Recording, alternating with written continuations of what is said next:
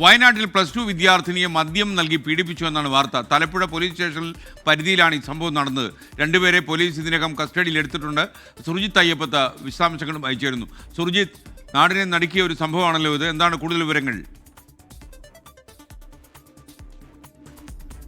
SKN Thalappuzha police station പരിധിയിലാണ് ഈ സംഭവം ഉണ്ടായത്. കഴിഞ്ഞ 13-ാം തീയതിയാണ് ഇത്തരത്തിൽ ഒരു സംഭവം ഉണ്ടായിട്ടുള്ളത്. ഈ പെൺകുട്ടി 16 വയസ്സുള്ള പെൺകുട്ടിയാണ്. ഈ പെൺകുട്ടിയുടെ വീട്ടിലേക്ക് അതിക്രമിച്ച് കയറി 1-ാം പ്രതിയായിട്ടുള്ള ആഷിഖ് പെൺകുട്ടിയെ തട്ടിക്കൊണ്ടുപോവുകയായിരുന്നു എന്നുള്ളതാണ് പരാതി. ഇതിനുശേഷം നേരെ ഈ ജയരാജിൻ്റെ സ്ഥാപനത്തിലെത്തിയ ശേഷം മദ്യം നൽകി ലൈംഗികമായി ആക്രമിച്ചു എന്നുള്ളതാണ് കേസ്.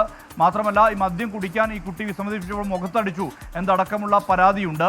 ഇതുമായി ബന്ധപ്പെട്ട് ഈ പെൺകുട്ടി സ്കൂളിലെത്തിയ പെൺകുട്ടിയുടെ മുഖം കണ്ട ശേഷം അധ്യാപകരാണ് ഇക്കാര്യം ആരാഞ്ഞത്.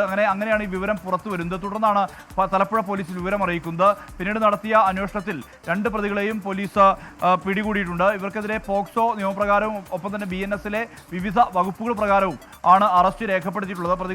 പ്രതികളെ റിമാൻഡ് ചെയ്തിട്ടുണ്ട്. SKN വിവരങ്ങൾ നൽകിയത്.